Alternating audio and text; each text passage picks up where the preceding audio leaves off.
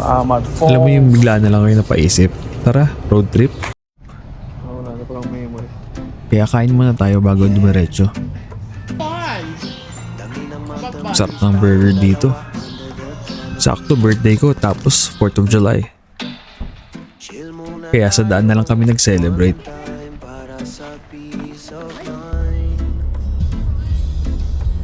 Diretso kami pa Oregon para makita kong legit yung sobrang asul na Crater Lake. At oo, parang naka-HD sa totoong buhay.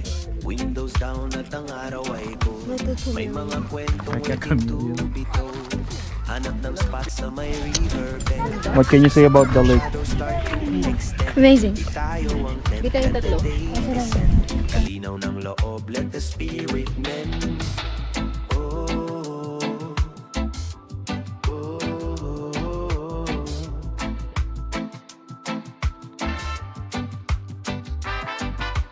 Living lang tayo sa campfire glow. Masdan ang embers. Gusto mo sa mag-stop ka, ganun yung view niya. Animation. Ano masasabi mo sa lake? Ganda. After Crater Lake, short hike naman papuntang Toketi Falls.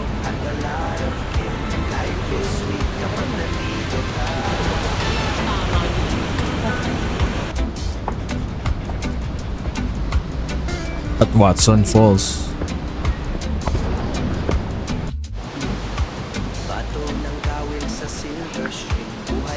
Kinabukasan, nagluto tayong tapsilog for breakfast. Walang signal sa telephone wire.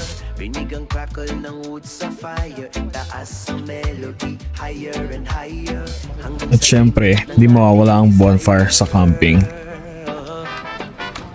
Living lang tayo sa campfire glow. Masdan ang embers as they start to show. Hayaan ang rhythm ng forest flow.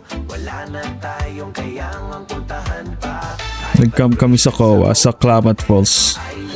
Malamig, tahimik, at konting overthinking sa gabi.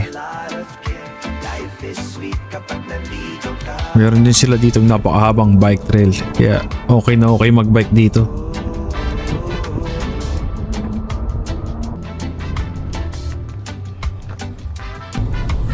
On the way back, Mount Shasta. Parang may sariling vibe. Parang may secret boss level. Spinning slow and right. Lahat ay magkikiging alright. Pumasok kami sa Pluto Cave at Subway Cave. Literal na bahala ni si Batman sa dilim. Sa campfire glow. Masdan ang Mukha lang siyang madali sa simula pero sa loob parang dinaanan ng earthquake. wala na tayong Puro naglalaki ang bato ang apakan mo. Sobrang dilim at tahimik. Ipong maririnig mo na ang maling desisyon mo sa buhay. Nakakatakot pero astig. Ngayon, move on naman tayo sa Subway Cave. Kung magulo sa Pluto Cave, dito parang may nagdrawing gamit ang ruler.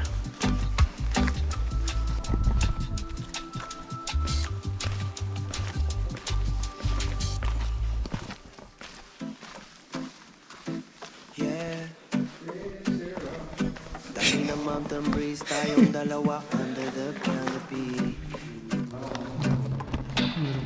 Chill muna tayo one time para sa peace of mind.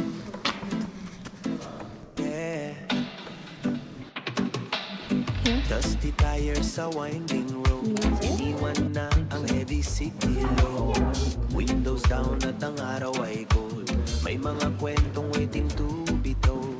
Hanap ng spot sa may riverbed kung saan ang shadows start to extend.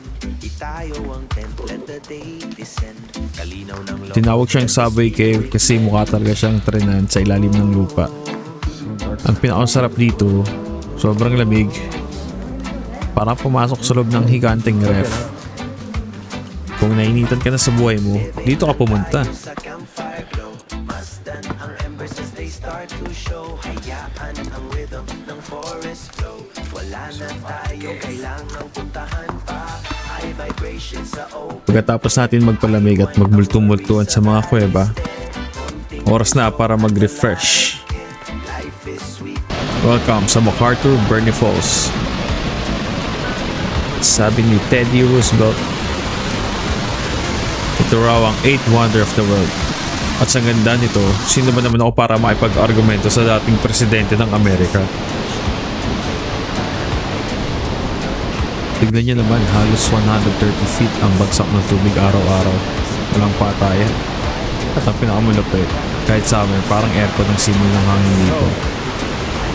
Dahil sa lakas ng ambon, perfect na panapos sa ating adventure para mahugasan naman ang mga kasalanan natin. And that's our 4th of July weekend. Mula sa madilim na Labat Tube hanggang sa Dambuhalang Falls. Mas masaya ito kaysa mag-mall, promise. Kung pupunta kayo rito, magsapatos kayo. Huwag magchinelas kung ayaw nyo mawala ng kuko. At magdala ng maraming flashlight para sa caves.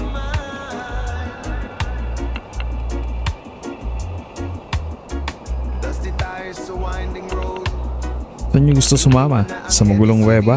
O sa malamig na tunnel? O dito sa Verney Falls? Comment nyo sa baba. Like and subscribe mga ka-adventure. Bye! Shadows start to extend. Itayo ang tent, let the day descend.